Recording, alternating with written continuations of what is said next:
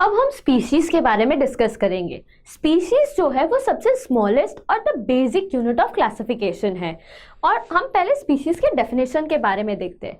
All individual, हर एक individual जो है वो हर एक पर्टिकुलर स्पीशीज को बिलोंग करता है, जो उनमें सिमिलर कैरेक्टर्स हो या जो अपने आप में इंटरब्रीड कर पाए और अपने जैसे ही ऑर्गेनिज्म को रिप्रोड्यूस कर पाए। अब सेकेंड थिंग ये है कि स्पीशीज को डिफरेंट साइंटिस्ट ने डिफरेंट टर्मिनोलॉजीज या डिफरेंट कंसेप्ट से डिफाइन किया है।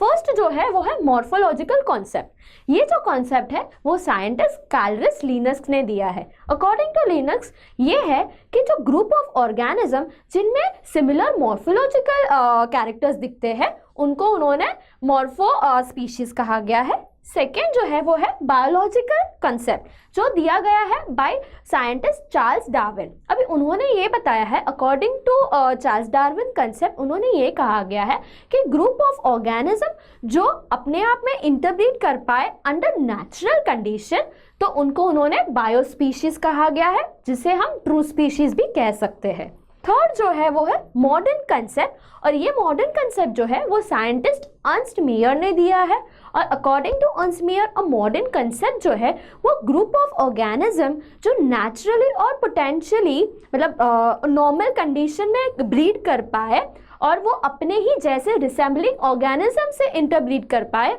उनको उन्होंने स्पीशीज कहा गया है। तो अब हमने स्पीशीज और उनके 3 कंसेप्ट्स के बारे में पढ़ा है।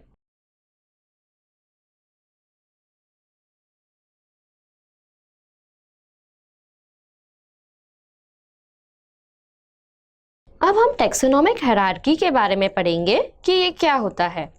सबसे पहले हम एक एग्जाम्पल लेते हैं। जैसे कि हमने स्कूल में देखा है, सबसे टॉप लेवल पे होते हैं वो है प्रिंसिपल, फिर उनके नीचे आते हैं वाइस प्रिंसिपल्स और उनके नीचे आते हैं सब टीचर्स, और फिर वो सब टीचर्स मिलके आपको हैंडल करते हैं, या मतलब आप उनके अंडर हो तो आप सब मिलके हुए स्टूडेंट्स। तो जिस तरह स्कूल में हायरार्की लेवल होता है वैसे ही यूनिट ऑफ क्लासिफिकेशन में भी एक टेक्सोनोमिक हायरार्की है। अब यहाँ पे हम देखेंगे कि वो किस तरह है। सबसे टॉप लेवल मतलब कि हाईएस्ट यूनिट ऑफ क्लासिफिकेशन जो है वो है किंगडम, और सबसे स्मॉलेस्ट यूनिट ऑफ क्लासिफिकेशन जो है वो है स्पीशीज। अब हम यहाँ पे देखेंगे स्मॉलेस्ट यूनिट से लेके हाईएस्ट यूनिट तक वो टेक्सोनोमिक हायरार्की किस तरह चलता है। सबसे स्मॉलेस्ट यूनिट ऑफ क्लासिफिकेशन जो है वो है स्पीशीज, जो कंसिस्ट करता है group of closely resembling individuals जो अपने आप में ही रिप्रोड्यूस कर पाते हैं अपने ही जैसे ऑर्गेनिज्म को।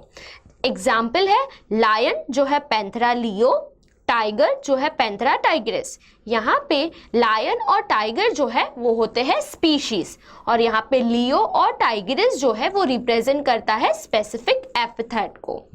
और उसके ऊपर के लेवल जो है वो है जीनस।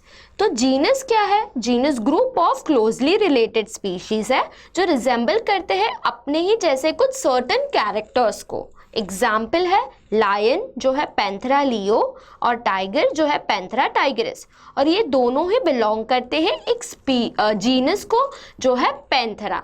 तो यहाँ पे जीनस जो है वो अपर लेवल ऑफ स्पीशीज हो गया। फिर आता है इससे भी आगे ऊपर का लेवल जो है वो है फैमिली। फैमिली क्या है? Family group of closely related genera है। एग्जाम्पल लायन, टाइगर, लेपर्ड, ये सब मिला के एक फैमिली बनता है जो है फैमिली फेलिडिए। फेलिडिए जो है वो बेसिकली एक ग्रुप ऑफ बिग कैट्स का एक फैमिली है जिसको हम फेलिडिए बोलते हैं। फिर उसके बाद आता है उसका अपर लेवल, वो है ऑर्डर। वो क्या है? ऑर्डर है ग्रुप ऑफ सिमिलर फैमिलीज के जो कैरेक्टर्स होते हैं वो मिला के बनता है ऑर्डर। फिर उसके ऊपर का लेवल है क्लास। अब क्लास क्या कंसिस्ट करता है? Class group of closely related order को कंसिस्ट करता है। अब क्लास के ऊपर का लेवल है फाइलम। फाइलम क्या है? Phylum group of closely related classes है, और इन केस ऑफ प्लांट्स में ये फाइलम को हम डिविजन्स कहते हैं। और फिर आता है सबसे हाईएस्ट लेवल जो है किंगडम। तो किंगडम वो है जो group of closely related phylum या तो क्लोजली रिलेटेड डिविजन्स, उसको हम किंगडम कहते हैं। तो किंगडम जो है वो 2 टाइप में है, किंगडम प्लांटे या तो किंगडम एनिमेलिया। अब एक और चीज़ जो सबसे ज़्यादा इम्पॉर्टेंट है इस टेक्सोनोमिक हायरार्की में, वो ये है कि जैसे जैसे हम ऊपर जाते हैं क्लासिफिकेशन सिस्टम में, वैसे वैसे उनके जो सिमिलैरिटीज़ है वो कम होती जाती है, पर उनके नंबर ऑफ ऑर्गेनिज्म जो है वो बढ़ते जाते हैं। तो यहाँ पे हमने टेक्सोनोमिक हायरार्की के बारे में डिस्कस किया है।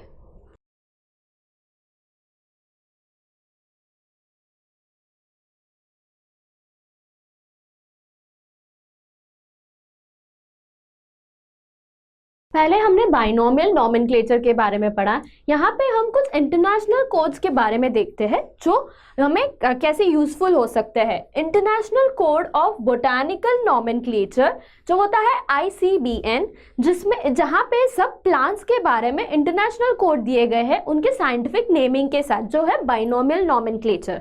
और दूसरा ये है कि international code of zoological nomenclature जो होता है ICZN, और वहाँ पे हमें हर एक ऑर्गेनिज्म जो कि एनिमल्स से रिलेटेड है उनके बारे में इंफॉर्मेशन मिलती है विद द साइंटिफिक नेमिंग जो है बाइनोमियल नॉमेनक्लेचर। अब हम टेक्सोनॉमिकल एड के बारे में बात करेंगे। बेसिकली ये क्यों, मतलब एड मतलब हेल्प होता है। टेक्सोनॉमिक हेल्प कैसे हो सकता है?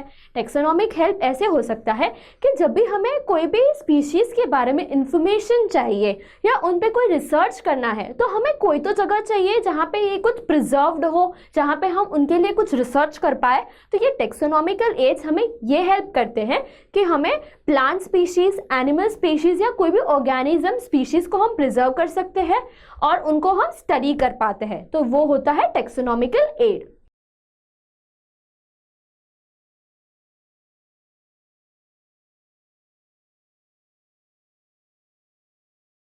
अब हम different type of taxonomical aids के बारे में बात करेंगे। सबसे पहला है हर्बेरिया या हर्बेरियम बोलते हैं। यहाँ पे हम कलेक्शन ऑफ प्लांट्स का रखते हैं। हर्बेरिया, हर्ब मतलब ही प्लांट होता है, तो हर्बेरियम में हम कलेक्शंस ऑफ प्लांट्स किए जाते हैं जो बेसिकली ड्राइड होते हैं, प्रेस्ड होते हैं और उसको प्रिजर्व किया जाता है ऑन अ हर्बेरियम शीट। अभी हर्बेरियम शीट क्या होता है? हर्बेरियम शीट वो है जहाँ पे ये ड्राइड, प्रेस्ड और प्रिजर्व लीफ के बारे में सब क्लासिफिकेशन दिया गया है, मतलब उसको लेबलिंग दिया गया है, कब वो किसने वो प्लांट कहाँ से लाया है, उसका वर्नाक्युलर लैंग्वेज, वर्नाक्युलर नेमिंग, उसका साइंटिफिक नेमिंग और डेट ऑफ कब वो प्रिजर्व किया गया है और उसके क्या क्या कैरेक्टरिस्टिक्स है, उसका सब डिटेल दिया गया है, ताकि अगर उस पर कोई और साइंटिस्ट या कोई और पर्सन उन पर रिसर्च करना चाहे तो उनको वो ऑलरेडी प्रेजेंट इंफॉर्मेशन मिलनी चाहिए। उसके लिए होता है हर्बेरियम। तो बेसिकली वो ड्राइड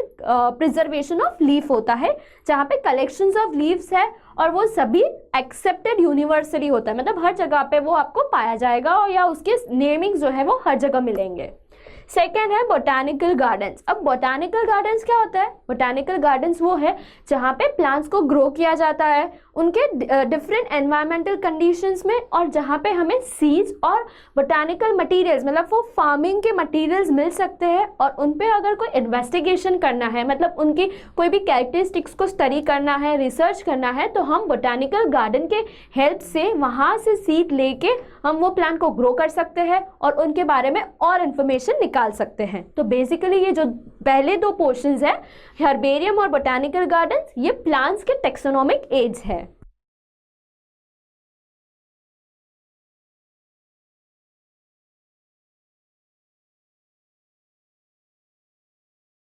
अब हम दो और डिफरेंट टाइप के टेक्सोनॉमिकल एड्स के बारे में पढ़ेंगे जो बेसिकली हमें एनिमल्स के बारे में बताता है, जो है म्यूजियम्स और जूलॉजिकल पार्क्स। अब सभी आई गेस बचपन में सभी लोग म्यूजियम गए होंगे या जूलॉजिकल पार्क गए होंगे, क्योंकि आपको ज़्यादा अच्छा लगता है एनिमल्स को देखने में, वो क्या करते हैं, कैसे करते हैं।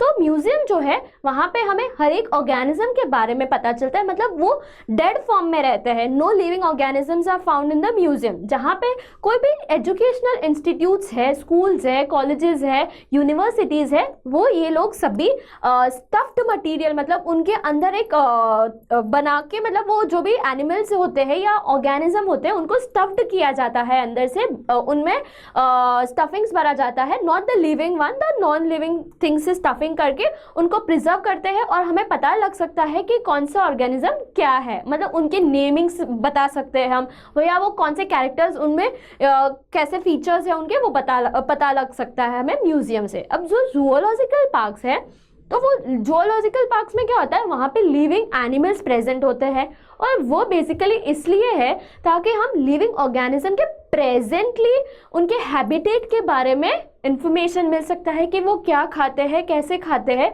और उनको एक प्रोटेक्टेड एनवायरनमेंट में रखा गया है। जो कंडीशंस उनको चाहिए रहती है वो सभी कंडीशन उनको प्रोवाइडेड होती है, और ये हमें वो एनिमल्स के बारे में इंफॉर्मेशन के लिए बहुत हेल्प करते हैं। तो ये जो था वो म्यूजियम और जूलॉजिकल पार्क के बारे में था, जो हमें टैक्सोनॉमिकल एड्स फॉर एनिमल्स में हेल्प करते हैं।